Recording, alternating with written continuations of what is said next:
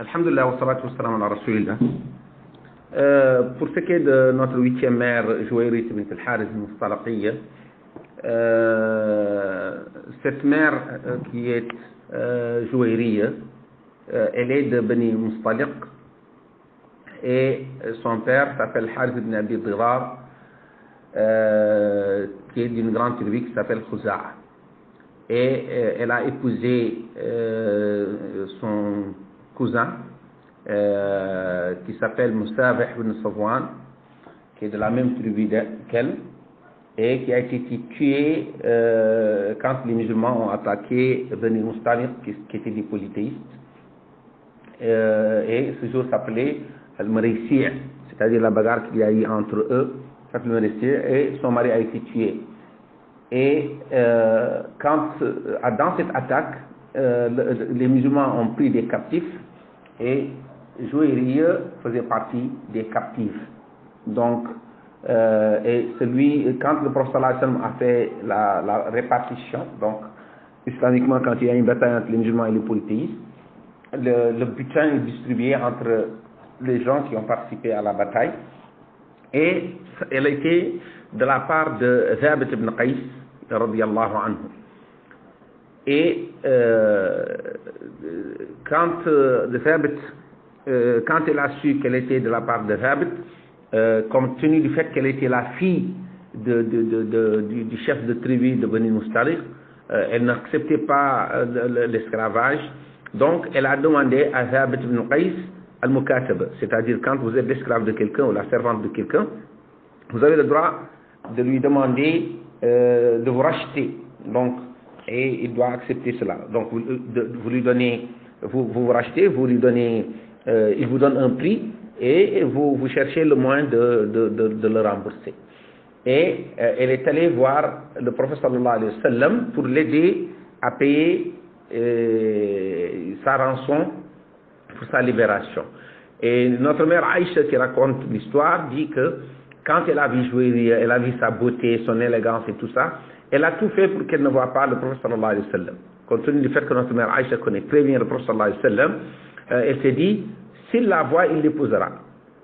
Donc, elle a dit qu'elle a essayé plusieurs fois d'empêcher Jouayriya d'avoir accès au prophète sallallahu alayhi wa sallam, mais que finalement, sa responsabilité islamique morale a fait qu'elle a accepté qu'elle voit le prophète sallallahu alayhi wa sallam. Et quand Jouayriya a vu le prophète sallallahu alayhi wa sallam, elle lui a exposé son cas, il lui a dit, je suis venu demander à me racheter, mais je n'ai pas de quoi. Donc je suis venu demander de l'aide de ta part en tant que prophète pour me racheter. Je suis la fille du chef et il ne sied pas à moi d'être une esclave.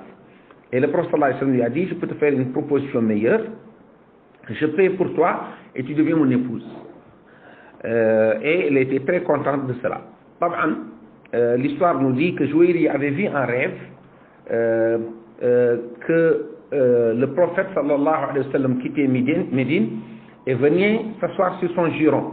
Donc quand elle a vu ce rêve, elle ne le comprenait pas et elle ne l'a raconté à personne. Et le rêve voulait dire effectivement qu'elle allait être épousée par le prophète sallallahu alayhi wa sallam. Donc elle a accepté le deal avec le prophète sallallahu alayhi wa sallam. Le prophète a payé sa rançon et elle l'a épousée. Et elle avait 20 ans. Et vous allez constater, on reviendra là-dessus, je pense que c'est El-Hajj qui avait posé une question par rapport aux épouses du prophète sallallahu alayhi wa sallam, leur âge. On reviendra là-dessus sur les leçons globales que nous allons tirer de nos mères.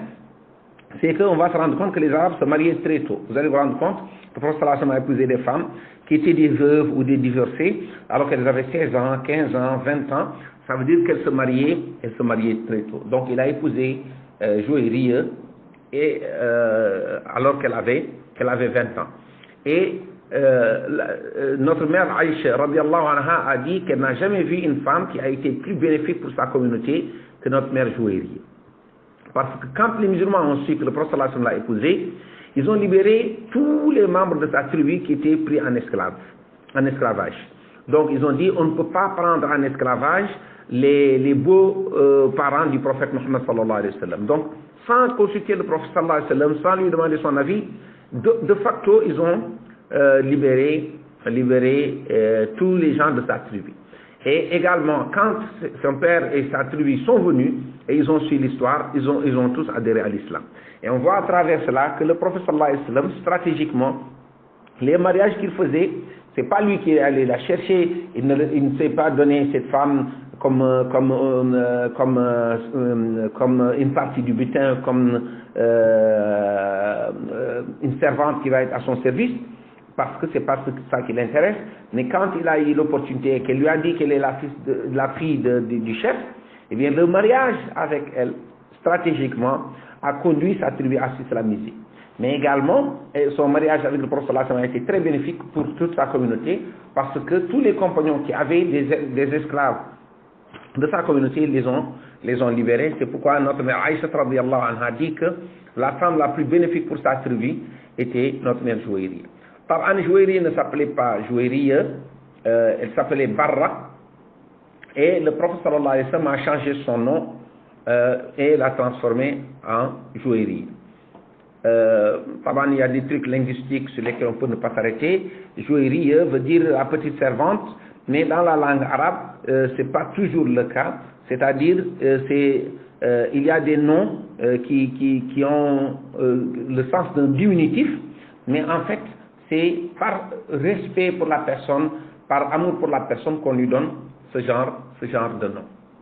Et les choses les plus célèbres qu'on peut dire par rapport à la vie de notre mère Jouayriya, c'est qu'après qu'elle ait épousé le prophète sallallahu alayhi wa sallam et qu'elle est devenue la mère des croyants, elle est devenue très pieuse et elle a beaucoup été marquée par le prophète sallallahu alayhi wa sallam et on cite sa piété, le fait qu'elle était très attachée au zikr. Et le prophète sallallahu alayhi wa sallam, dans un hadith célèbre, dit qu'un jour il a quitté Jouayriya après la prière du matin et qu'il est revenu un certain temps plus tard et il l'a trouvée assise à la même place. Il lui a dit, mais je t'ai laissé, tu n'as pas bougé. Il lui a dit non.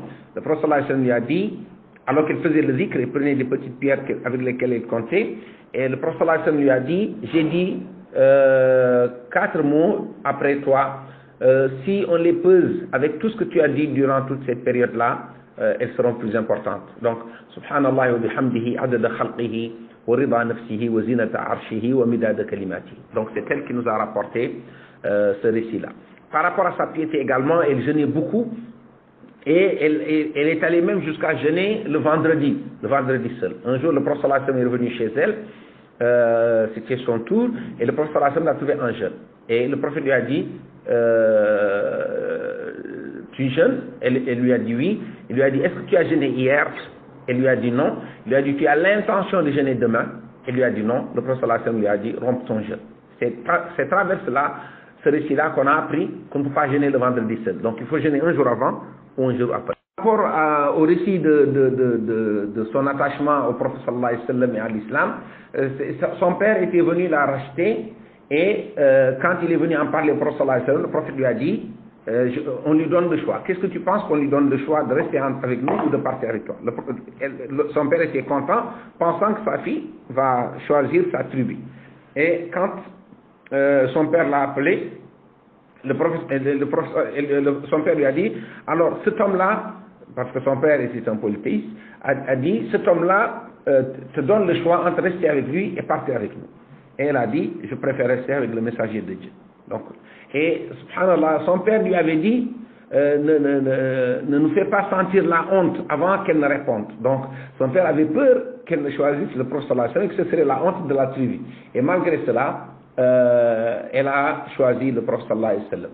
Pas mal plus tard, toute sa tribu s'est convertie à l'islam en sachant la véracité de ce que le prophète sallallahu alayhi wa sallam a apporté. Voilà, en gros, ce qui concerne l'aspect le plus saillant de la vie de notre mère Jouayriya. On reviendra demain, Inch'Allah, sur les leçons qu'on peut tirer de sa vie. Et les savants sont presque unanimes que كانت ذات صبر وعبادة كثيرة الذكر لله عز وجل. Donc qu'elle était patiente, qu'elle avait beaucoup d'adoration surrogatoire, surtout le zikr. Et notre mère Jouayriya est décédée à l'âge de 65 ans et c'est Marwan ibn Hakam qui a dirigé la prière sur sa dépouille à l'époque où Muawiyah était le calife. Assalamu alaikum wa rahmatullahi wa barakatuh. Donc pour ce qui est de notre mère Jouairiya, je vais dire les quelques leçons qu'on peut tirer de sa vie et le reste vous allez compléter, Inch'Allah. La première leçon que les savants disent à travers la vie de notre mère Jouairiya, c'est que en tant qu'épouse, malgré les tâches ménagères, elle avait consacré une partie de son temps à l'adoration d'Allah subhanahu wa ta'ala, et elle insistait là-dessus, et elle fournissait un effort dans l'adoration, que ce soit le dhikr, que ce soit le jeûne. Et on vous a déjà dit que par rapport au dhikr, le prophète sallallahu alayhi wa sallam a enseigné un dhikr dont nous tous on profite, et c'est Al-Jouairiya qui l'a enseigné, qui est Subhanallah wa bihamdihi adada khalqihi wa rida nafsihi wa zinata arshihi wa midada kalimati. Et c'est dans le cadre de l'effort qu'elle fournissait par rapport à l'adoration, malgré les tâches ménagères qu'elle avait également, qu'on a compris qu'on ne peut pas jeûner le vendredi seul. Donc elle avait jeûné un vendredi. Le prophète sallallahu alayhi wa sallam lui a demandé si elle avait jeûné la veille. Elle a dit non. Il lui a dit, est-ce que tu as l'intention de jeûner demain? Elle lui a dit non. Et le prophète sallallahu alayhi wa sallam lui a dit de rompre son jeûne, qu'on ne peut pas jeûner le vendredi seul. Ça, c'est une des leçons. La deuxième leçon, c'est son refus catégorique de l'esclavage. Elle n'a pas accepté de vivre l'esclavage même une minute. Donc, quand on a séparé, on a distribué le butin, et qu'elle était de la part de Qaïs, la première chose qu'elle a faite, c'est de faire al-mukataba. Al-mukataba, c'est que l'esclave tombe d'accord avec son maître, que l'esclave va lui donner une somme d'argent qu'il va chercher et pour acquérir sa liberté. Et subhanallah, les savants musulmans disent que l'une des raisons qui a fait que l'islam n'a pas aboli l'esclavage d'un coup, c'est que l'esclave qu'on libère sans qu'il n'ait quoi que ce soit, sans que ce ne soit une décision de lui, sans que ce ne soit une part de sa volonté, va rester esclave tout le temps. Et c'est ce qui s'est passé dans l'histoire. Tous les esclaves, quand on les a libérés, ils sont revenus vers le maître parce qu'ils ne savaient rien faire d'autre. Mais l'esclave qui a décidé d'être libre, qui a fourni un effort physique et financier pour se libérer, eh bien celui-là, il va jouir de sa liberté. Donc, et l'islam a laissé cette porte ouverte de Mukataba, que si l'esclave veut s'affranchir, il n'a qu'à dire à son maître combien je dois te donner pour acquérir ma liberté. Donc, elle, d'un coup, elle a refusé l'esclavage dès le départ. Elle a dit que je suis la fille du chef et je ne mérite pas d'être esclave. Et elle a fait le Mukataba. Et elle est allée voir le prophète sallallahu alayhi wa sallam pour l'aider financièrement à ce qu'elle se libère. Donc, c'est important que l'individu, que chacun d'entre nous sache refuser l'injustice, refuser l'esclavage et fournir l'effort qu'il faut pour que cela se réalise. Donc,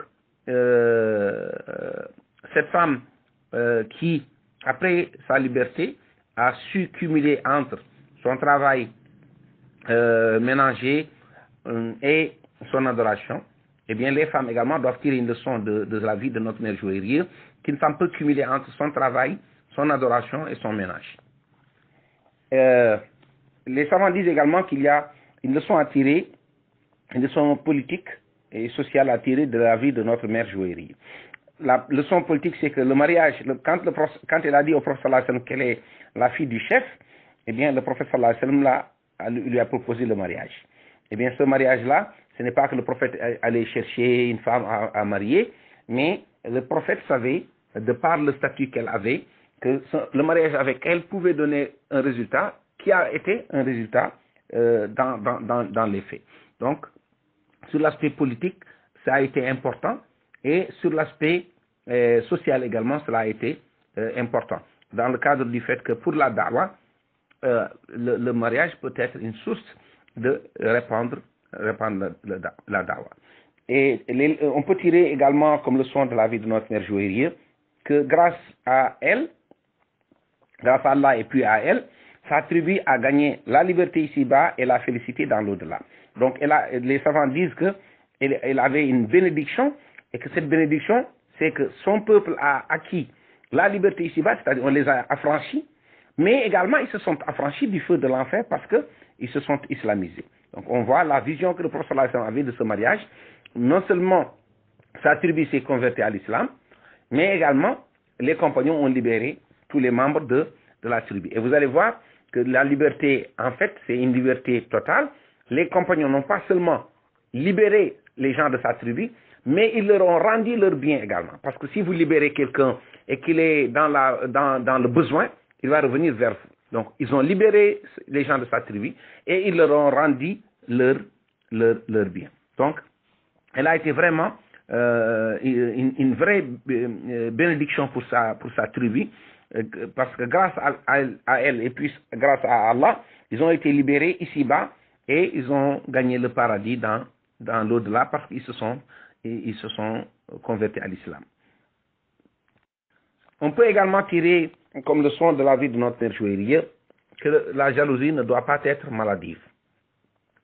Et la jalousie ne doit pas nous priver de notre objectivité et de notre morale. Et ceci se comprend à travers ce qu'Aïcha a dit de Juwayriya. Aïcha a dit, quand j'ai vu Juwayriya, je l'ai détesté parce que j'ai senti que si le prophète sallallahu alayhi wa sallam la voyait, il allait l'épouser. Donc elle était jalouse. Mais malgré cela, elle a essayé une ou deux fois d'empêcher Juwayriya de rencontrer le prophète sallallahu alayhi wa sallam. Mais finalement, elle a organisé la rencontre avec le prophète sallallahu alayhi wa sallam parce que sur le plan objectif, elle s'est dit que je n'ai pas le droit de l'empêcher de rencontrer le prophète sallallahu alayhi wa sallam malgré mes craintes, malgré ma jalousie. Alors,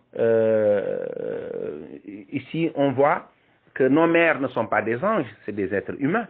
Donc, mais leur sincérité, leur piété a fait que, malgré leur jalousie, qu'elles étaient objectives et réalistes dans ce qu'elles font. Donc, la jalousie ne doit pas nous empêcher d'être pieux, d'être objectifs, d'être sincères dans ce que nous faisons. Et on peut comprendre à travers également la vie de notre mère Juwayriya que l'islam nous dit qu'il faut donner de la considération aux gens selon leur statut. Donc elle, ici, elle a eu la faveur qu'elle a eue parce que c'est la fille du chef. Et elle a voulu préserver son honneur, c'est pourquoi elle n'a pas accepté l'esclavage. Mais le prophète sallallahu alayhi wa sallam, quand elle lui a dit « je veux que tu m'aides à me racheter », le prophète lui a dit « je te propose mieux que cela ». Donc les savants disent que le prophète lui a proposé le mariage parce que cela va la valoriser plus que le fait qu'elle soit libérée, mais on dira elle a été esclave et elle a été libérée. Donc le fait qu'elle épouse le prophète sallallahu alayhi wa sallam lui a donné un statut. Et c'est pourquoi elle a sauté sur l'occasion. Elle n'en espérait pas tant. Donc le prophète sallallahu alayhi wa sallam, compte tenu du fait qu'elle est la fille du chef de sa tribu, eh bien, lui a proposé le mariage. Donc, le prophète lui a préservé son honneur et sa dignité. Et on peut tirer également comme leçon de la vie de notre mère Juwayriya qu'il faut être fort lors des crises. Et être fort à un moment où quelque chose nous surprend, quelque chose à laquelle on ne s'attendait pas. Donc elle a été entre midi et 14 heures, elle est devenue de la fille de la fille du chef de tribu, elle est devenue esclave, mais elle ne s'est pas abattue, donc elle ne s'est pas découragée.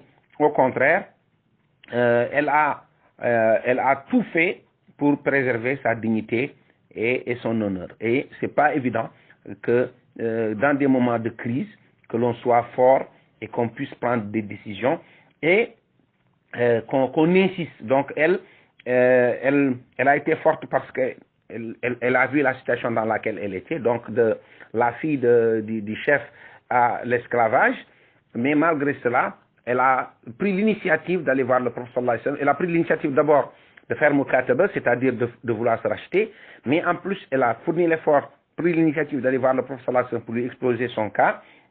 Mais quand Aïcha a essayé de l'empêcher également, elle a insisté jusqu'à ce qu'elle a eu gain de cause. Et on va voir la noblesse d'âme qu'elle a. Quand elle a parlé au prophète sallallahu alayhi wa sallam, Elle n'a pas fait allusion au fait que ça faisait un certain temps qu'elle essayait de voir le prophète sallallahu alayhi wa sallam et que Aïcha l'a empêché, donc elle n'a pas dénoncé Aïcha. Et ça, c'est important de voir l'état d'esprit dans lequel était notre mère Jouairi. Donc voilà quelques leçons que nous pouvons tirer de la vie de notre mère Jouairi. Le reste des leçons, Inch'Allah, viendra de vous. Assalamu alaikum wa rahmatullahi wa barakatuh.